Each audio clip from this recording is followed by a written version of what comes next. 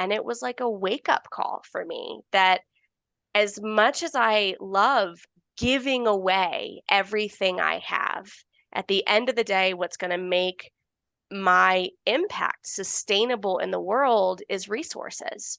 Time and Mhm. money are two very great resources. And if you don't have them, it's hard to make the size of difference that I think so many of us envision. Welcome to Nourish with Michelle Fox, your guide to a vibrant life after 40. If consistency's been a challenge for you and you occasionally forget self-care, you, my friend, are in the right place. Tune in for weekly inspiration to nourish your mind. I know your plate's full, and I want to help you support a life and a body that you adore. Let's dig in. I met our next guest walking her talk. As you know, if you've been listening to me for a few episodes or all of them, wink, wink. Like if you haven't, go back and listen to the rest because our guests have been so juicy. The information has been so helpful and healing. And this guest is going to bring the goods as well. So today I am with Stacey Bennett. And just to give you a little bit more, so I don't feel like I'm completely teasing you, but she and I met through the Young Americans Center, where we were both sitting as judges on a panel for these amazing entrepreneurial teenagers. And I invited her on this podcast because I was so struck by her persistence and her perseverance. And so you will see some of that yummy energy as we get talking. But just to read her bio, so you know a little bit more of her backstory, she shares that she did not learn how to use money well until she was out of college and already deep underwater financially. Like a lot of people, Stacey thought she was just bad with money. Once she realized that she just simply lacked learnable skills, her life began to transform. Stacey came to understand there was nothing wrong with her. In fact, the opposite was true. She began to build her financial management systems around her behaviors and her habits, and that's all in tandem with her personality and in service of her goals. We are absolutely going to dig into that in a moment. Doing so, though, it unleashed a passion for and success with money. Amen. We'll say that again. And success with money. And she has since been compelled to share that with others. Seeing that many entrepreneurs lack the same skills and systems that have brought her success and fulfillment, she created the SLC group to provide people with the tools, skills, and support they need to build sustainable, profitable companies. So, Stacey, thank you for being here and welcome to the show. Hey, I'm so excited to be here. Thank you. Thank you for having me and telling me about this delicious podcast that you're doing. I'm so thrilled I get to be a part of it. So, Mm, my pleasure. My pleasure. And I'm excited to dig a little bit more into your backstory. Before we jump there, are you willing to play a quick game with me? yeah, Yeah. sure. I don't Feeling know. on That the did not spot. sound all that believable, I'm a Stacey Bennett. little nervous. I'm a little nervous. Like money, no problem. Games, I'm like, I don't know. Fair enough. Well, how about this? I will throw you a softball. So this Okay. one, when I say the words sweet, salty, or savory, which one do you choose? Savory. Savory Mm. every time. Yeah. Okay. And since just even in your title and the work you do, I know that you are a business woman. So looking at your inbox right now, would you say inbox 0 or inbox 10,000?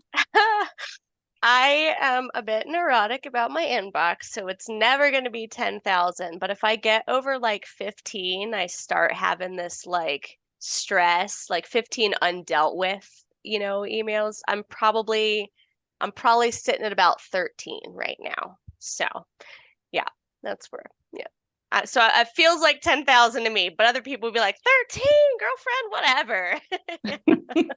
That sounds about right. All right. Last but not least, would you be willing to share a story with us about your childhood surrounding the kitchen? Yes, I have my favorite story. One of my favorite stories from my childhood, actually. I grew up in the 80s and early 90s, right? So back when having a camcorder around the house was like ripe for family videos. We don't have a ton, but the one that has we've had for the entire year is labeled Stacey's Cooking Show. Oh, we need to hear So more. Tell it's us, tell us. so cute. I was probably 8, and then I've got an older brother. He was about 9, and then my younger sister was in kindergarten.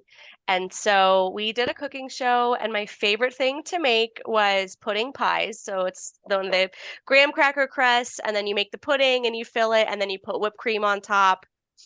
Still probably one of my favorite desserts. And so we did a cooking show where I was the lead in the kitchen, just walking everybody through how to make a pudding pie. I had my brother and my sister were like my assistants while my mom was filming. And then at the end of it, we did like interviews with the crew. And so my brother and sister and I got to answer these very professional questions about how we liked school and, like, oh, it was super, super fun. I think I've seen it maybe twice as an adult, just looking back and watching it. And it's just, I don't know, it's hilarious. Yeah. Missing the So, teeth and lisps and all the good stuff. All the good stuff. so it sounds like your entrepreneurial journey started at a very young age. You I mean, know? what I'm hearing is you brought people together, you were designing the show, you were directing people on what to do and where to be. And so I can imagine that's only grown as you are presenting as the entrepreneur that you are today. It's so interesting that you say that because you're so 100% right.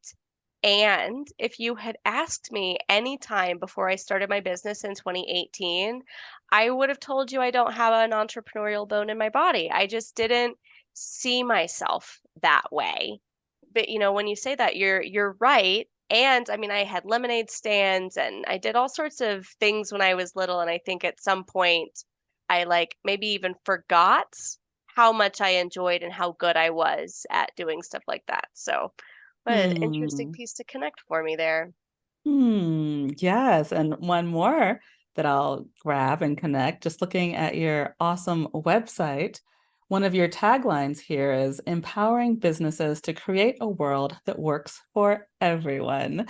And that is very much what I have seen in you, just a little bit that I have gotten to learn and know about you. But even just listening to the story of you in the kitchen with your show, like you are bringing everybody together. Would you say that Yeah. that's something that's innate in you, or is that something that you've grown and learned how to be a connector?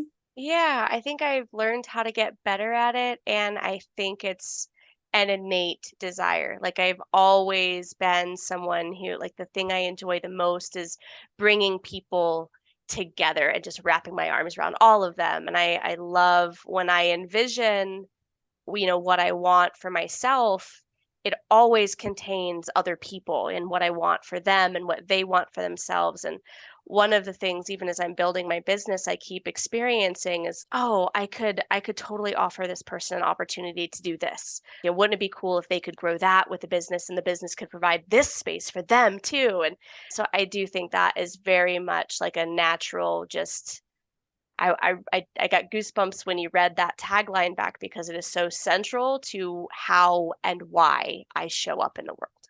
So, Hmm. And I believe that is where your work and my work intersects because we both have a passion for community and yeah. specifically healing and helping other women be strong and feel good about themselves in community. And Yes. so the topic I would love to chat about today is cultivating healthy financial habits because my women in my community, we are busy. Oh my Yeah. goodness. A lot of us are in transitions, whether it's we have children who are leaving the home and or like me, I have teenagers, 3 of them, and they all have very different desires and goals. And on top of, my desires and goals, some of the women in my community are going through divorce. So I know that comes around the money conversation as well. A lot of us are looking at, do I want to still be in the same job, or I built this business? Can I try something else? And so all of this transition. And so today, as we kind of really dig in, I would love to pull out some tangible items that after today's conversation, women can walk away and say, yes, this is what I'm going to try to improve my financial well-being. So with that, can you just start us off with even just one thing that may come up that you think could be helpful for someone to improve their life? Yeah, absolutely. I do love this conversation so much because, I mean, to think about being somebody who was like terrified of and frankly hated money to being somebody who was thrilled to come on a podcast and talk about it, right? You've got to imagine that there are a lot of people who don't see it possible for them to have a really positive, healthy relationship with money. And I feel like I very much model the opportunity. And so I think that for me, the first place to start is and was spending time with money in an intentional way. So, spending Mm, time looking at money, spending time addressing thoughts and feelings that we have about money. And so in the progression of like there's the things to do, right? There's the things to start doing on a regular basis and the habits to build, but it really starts with the relationship that we have with money. Is it something that we avoid because we're afraid of it? Is it something that we avoid because we have the thought that we've never been good at it, or our spouse always manages that, or we never grew up with a good example of how to do it well, or, we just don't care about it. We're indifferent. It's not that we don't like it. It's just not interesting to us. There's so much other cooler stuff to do. Like any of those spaces that we may be in, I think that for me, money is such an opportunity for personal growth and development, for finding ways to both experience and express love in life. And so the deeper we can connect to our money and the more time we can spend with it in this sort of like positive vibe, I think it really opens up a whole other dimension that we can start to actually build skills and ask strategic questions and look forward at what we want for the future and have money be one of the rungs on the ladder that we use to kind of get there. So that one, you'll hear, in any of the places that I speak about money, kind of the first thing that I say is like, well, how much time are you spending with money and how is the quality of that time? let me ask you something. Are you ready for more connection? I know I am, and that is why I would like to invite you to Nourish the Membership, where we are building community, we are boosting your health, and we are finding new ways to have fun with social media. Get access to exclusive workshops and expert insights teaching you how to create irresistible content in a supportive environment. Plus, we'll nourish your body with mouthwatering recipes, helping you to make healthier choices in the kitchen and increase your energy levels. But the best part, I believe, is that you will connect with like-hearted individuals and have a lot of fun as you walk your healing path. So come join us at michellefox.com/nourish and let's elevate our lives together. I also want to expand on what you share about no profit, no impact, Yeah.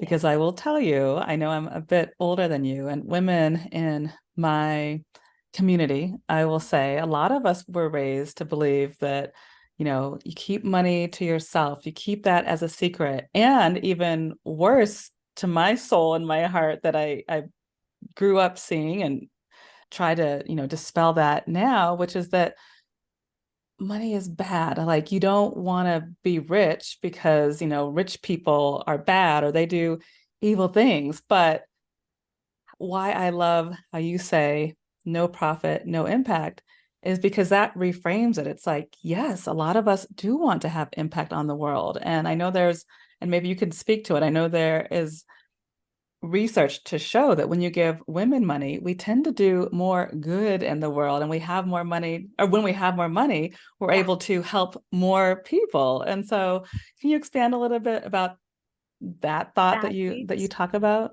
Yeah. First, just to that last sentence that you said, if anybody hasn't come across or read work by Rachel Rogers, I've got so much respect for her as an influencer, as a business owner.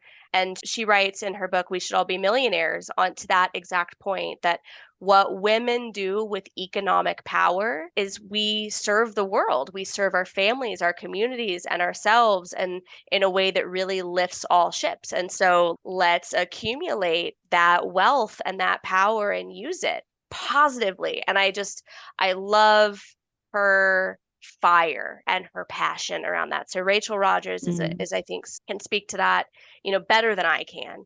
And, where it has impacted me in my life actually came out of working with nonprofit organizations. So I met you working with young people judging a teen business plan competition. Teens have always kind of been like my people. I love doing mentorship and just being in the world. There's just such this great creative energy that is happening at that phase of your life. And it resonates with me. And so I was volunteering as a mentor with an organization in Denver for years. I was facilitating programs with them.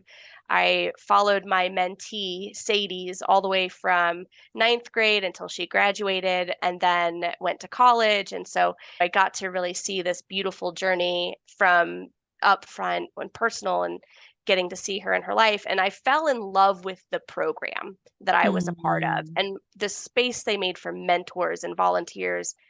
And unfortunately, what was happening and is happening for a lot of smaller nonprofits, and particularly, is funding. After the tax laws changed, in general, as more and more nonprofits are created, the funds and the resources are getting smaller and smaller. And so they ended up having to merge with another organization and then with another organization. And kind of today, they don't really exist in the capacity that they did doing the work that they were doing at the time that I was involved with them. And for anybody that was involved as a mentor and kind of coming up with this organization, it really was a heartbreaking loss. It was like mm, one of the most vulnerable, like safe and vulnerable and beautiful relational spaces I'd ever inhabited. And anything I could do with them, I wanted to do. And then they were just not there anymore. And they weren't there anymore largely because of money.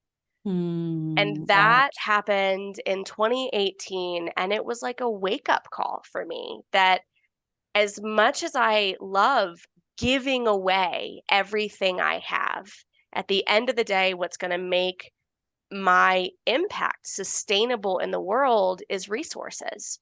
Time and Mhm. money are two very great resources. And if you don't have them, it's hard to make the size of difference that I think so many of us envision.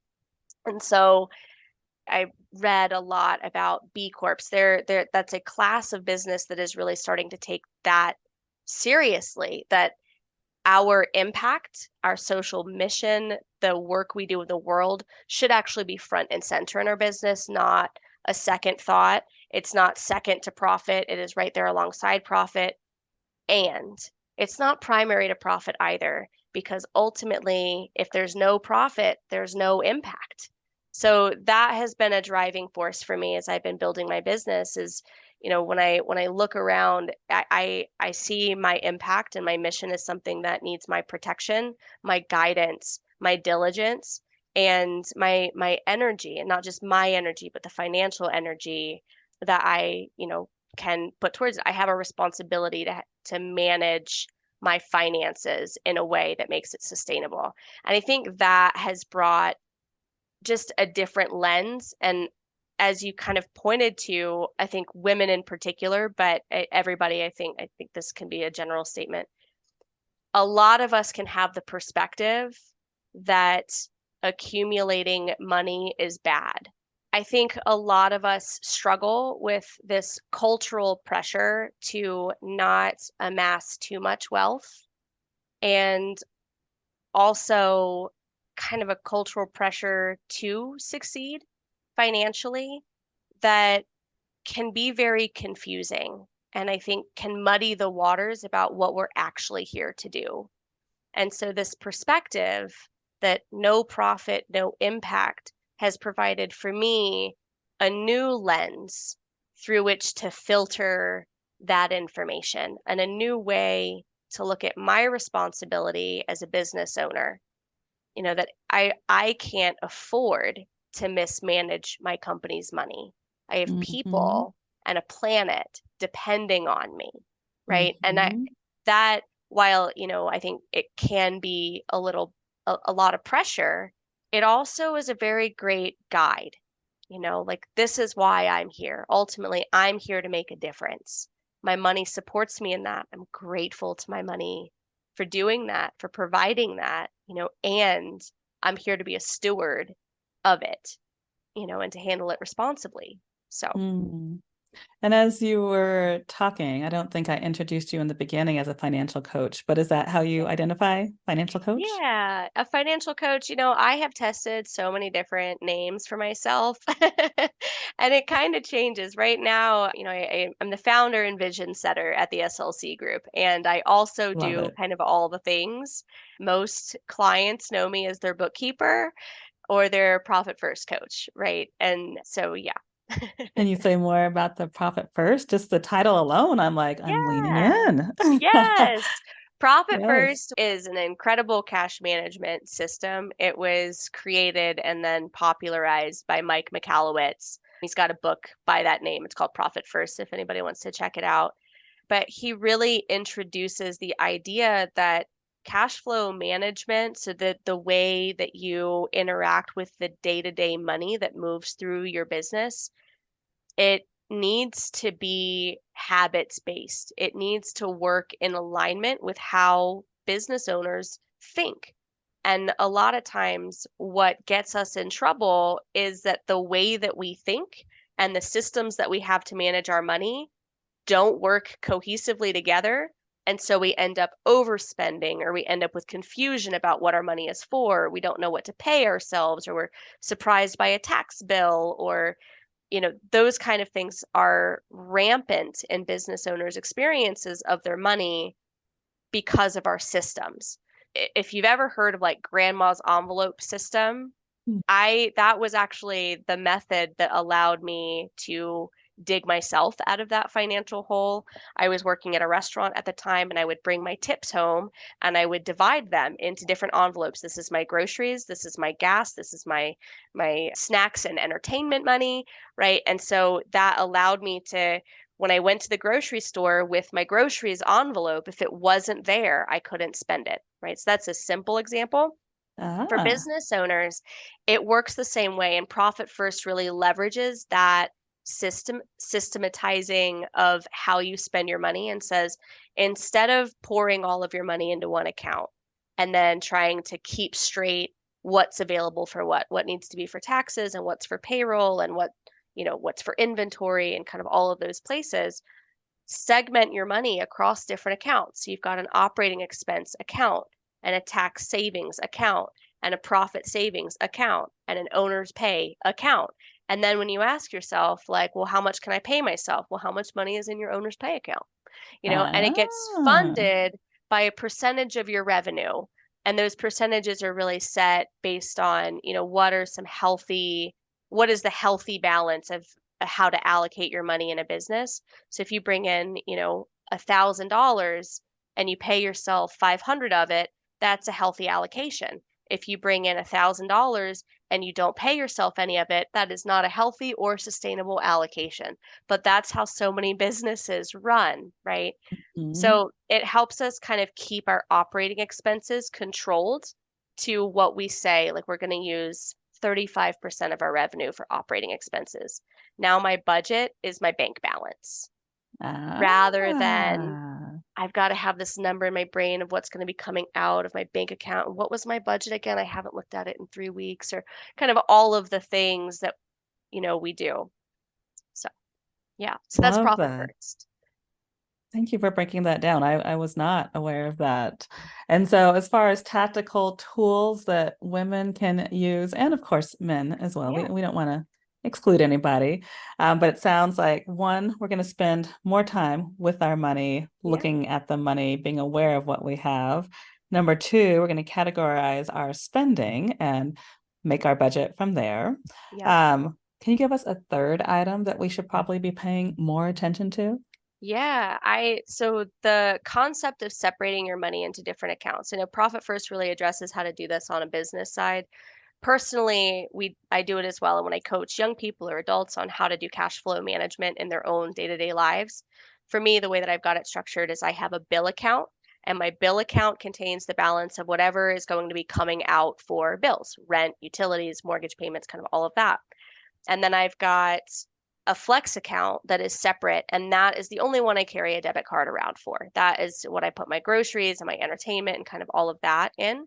And then I have separate savings accounts for all of my different financial goals. So I like to travel. So I set aside money every month for travel. I have pets. So I set aside money every month for my vet bills and for things that my pets are going to need. And what this is allowing me to do is one, I'm not having to scrounge at the last minute because I just haven't made space in my budget for the big trip I'm going to be taking at the end of the month, for example. I remember I was probably 27, 28 when I took my dog to an emergency vet appointment for the first time and Hmm. had savings to cover it. Ah, You know, that I had to feel so remember it empowering, I was so imagine. empowering. Like it was a life-changing moment. I had started putting Mm. money into this bucket every month for my vet bills. I had to take her to the vet. I pulled out my debit card. I transferred money over from savings, and it was like, this works. This works. And so I encourage folks to separate your money instead of having to scrounge at the last minute for this upgrade or this car repair or this trip or this whatever. Build it into your monthly cash flow so that it's stable. So every month I put $400 in my travel, even though I'm not going to be spending that until December when I go visit my family, that kind of thing you're paying for all year long. Another great thing to do this with is Christmas presents. Like how many of Mm. us get to the holidays and we are overwhelmed at how much money we just spent? Build that in throughout the year so that when Christmas gets here, you've got money to pull from. I found when I was, I found that a lot of people have trouble with the conversation about how much should I be saving because that number is so varied. And truthfully, once you move money into a savings account, like what's it there for? Like it could be there for any number of things. And is this thing worth me pulling money out of savings for? So by creating buckets and saving in buckets, it clarifies what you're using it for, why it's worth putting money aside in the first place, and then what sorts of things happen in your life that are worth pulling from savings for. It's got a job. Yes. As a real life example, my husband Steve and I, even before we were married, but once we started cohabitating about, I guess 7 years ago now, we did decide to combine our money. And we do, like, it's all in the same bank, but we have, one savings that specifically is for Christmas, to your point. We Yeah. have one that we entitle Freedom, because I really believe that words are powerful. And so people talk about the emergency fund, and I'm like, no, I'm not planning for an emergency. I'm planning to have freedom and knowing that I have this money saved aside for when, the inevitable does Right. happen, I feel free that I'm able to Yeah. pull it out. And then we Yes. also have an account for, what is it? Oh, travel. So yeah, Yeah. similar to you as well. Yeah. And so Yeah. yeah, every month we put a certain amount in, and it just feels so light knowing that Yeah. the money's there, and we have it set. I know for entrepreneurs, you might have to do something a little bit more physical as far as moving the money yourself, because Steve, my husband, does work for an 8 to 5. So we are able to, allocate those dollars from HR. So we never even see that money Oh, nice. Yeah. leaving the Yeah. Yeah. paycheck. It goes straight into the savings account. So Yeah. I just offer that to get people thinking like, well, what are my values? Because maybe Yeah. travel is not a value, and maybe, Right. the holidays isn't necessarily your thing, but Right. think about the things like you mentioned your pet. Like if you are into pampering this pet and you want that money for the pet, like perhaps you have the pet savings fund. Yeah, Like I love that yeah, point that you brought up. yeah. And you said something a moment ago. Oh, your your point about how he's able to do it effortlessly. He just has it, deposited, direct deposit into the different accounts.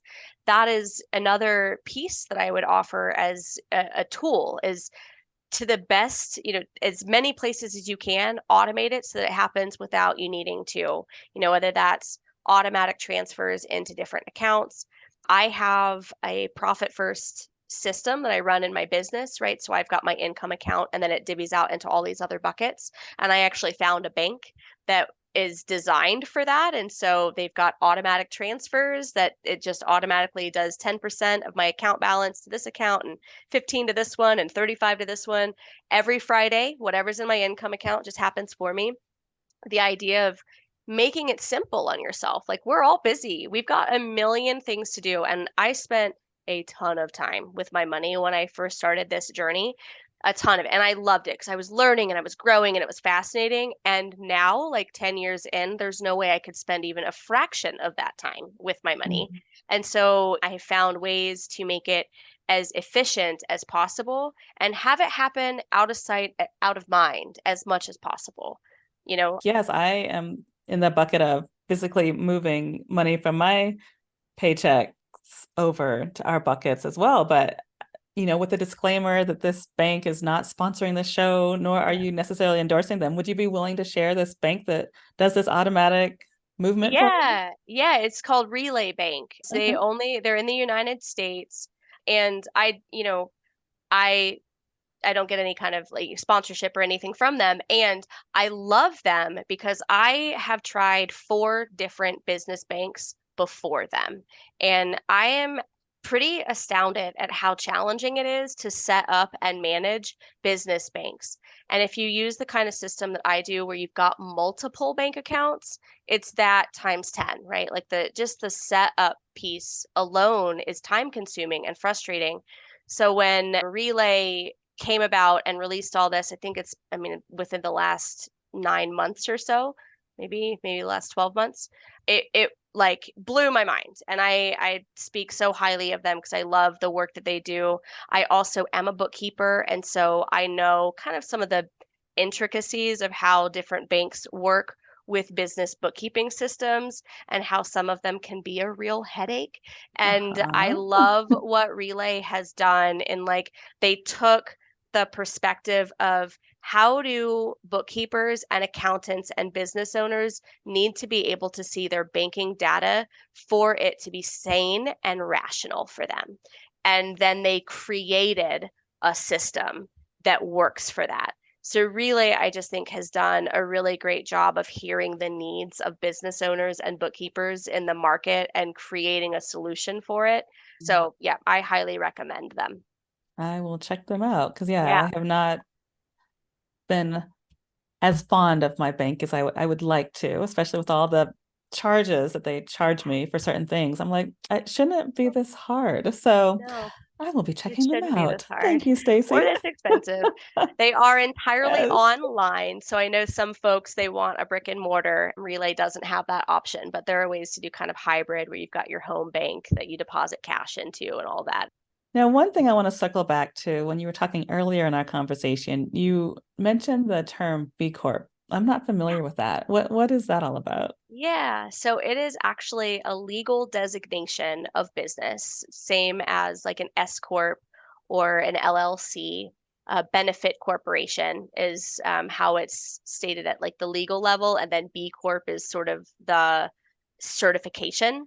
So without getting too kind of in the weeds about it, basically what they do is they bake the mission or the impact promises of a business into the operations agreement of the business. So, one Ah, of the things that happens as businesses grow is you get forced to choose between your shareholders and your impact. And it kind of puts handcuffs on your impact at some point where if there's a choice that is better for your mission in the world, it's more environmentally friendly, more sustainable, more socially responsible, right? but it isn't as profitable, you're legally bound to do what is best for your shareholders, even if it's against your mission. It's why so many businesses sell out as they get bigger, right? Like it's not just a bunch of, mean, bad people at the top who make bad decisions. Like this is baked into the fabric of our economy and how business works. B Corps, because they are a legal class of business, they're able to actually write in their impact promises that those things have to be weighted equally alongside the impact on profit. So if you are ever faced with that choice, that I want to make this choice or I want to make this decision, it's more economically friendly, but it's not as profitable, B Corps are protected and they can make the choice that's more aligned with their mission. So Mm. there's a lot of really great companies out there that are certified B Corps, Patagonia, Silk, almond milk, like they're a B Corp. There are a lot of companies and what they say is like, I promise that my mission, my impact, my sustainability is as important to me as my profits are. And you can count on me to make choices that are aligned with that. So B Corps. Ah, Yeah, that they're is great. really good to know. Thank No, you for it's that. it's it's inspiring, isn't it? It gives when I first learned about that, I was like, wait, there are businesses that are thinking this way. There's an entire economy that is thinking this way. I know. Vote with your Yes. dollars. If it's got a B Corp symbol on it, pick that one over the one next to it every time. Yeah, Yes, I am a huge fan of spending money that aligns with my values. And so now yes. it looks like there's an even easier way to look up these companies to see, hey, are Yeah. they truly aligned with my values? And hey, am I going to still spend my money with them? So Yeah. thank you for that hip tip. Yeah. Yeah. Sweet. So now, as we wind down, is there anything else you want to add that can support our community in cultivating healthier mindsets around their money? Yeah, I think the thing that has made the biggest difference for me is to know that I'm going to make mistakes. I'm going to go through transition periods. I'm going to take risks, and they're not always going to pan out as cleanly as I like. So, one of the things I had to be willing to do at the very beginning is mess up and clean up my messes when I made them. And I think because there's such a mindset around like you're either good with money or you're bad with money, a lot of times we go to town on ourselves when we make a mistake with money or when we take a risk and it doesn't pan out. And the temptation can be there to say, I messed up, I'm bad with money. And I just really encourage people to take the perspective like, no, I'm just learning. I'm dancing, I'm experimenting. My husband and I, when we first merged our finances, it was a completely different world of financial learning. Mm. I had 10 years under my belt of really perfecting my systems and I felt so on lock about things. And then all of a sudden it was chaos, and That can and happen. Yes. totally throw another person in the mix. It's completely new skills, completely new conversations. And so just being willing to be messy at every stage of it, and let money be a guide and a teacher wherever you are on the journey. I think that just it gives us a lot more space to be compassionate with ourselves and to continue growing. Hmm. So I know we have a listener, if not 100 listeners right now that are raising their hand saying, yes, please, Stacey. Yes, I want to work with you. Like, how do we find you? Yeah, awesome. Please find me. My website is the slcgroup.co. So it's THE slcgroup.co. I am happy to have a conversation, a strategy session to talk about you or your business, your goals, and what the SLC group can do to partner with you and being successful and keeping that heart-centered impact first perspective as you grow a successful business. Fabulous. I will absolutely add all of your links in the show notes. And I just want to say thank you for showing up. Thank you for showing up to empower others to know that they can make money and they are worthy of having a lot of money. So thank you for sharing your message and thank you for being here today. Thank you so much for having me. This has been delightful. Very great. Very grateful. Thanks so much for listening to Nourish. Have you been driving, doing laundry, or walking around the neighborhood? Sweet! I've got show notes for you. Hop on over to michellefox.com/podcast when you are ready. I will let you know that on the page you will find resources to support what you just learned on today's show. And then, of course, you can grab some health supportive freebies as well.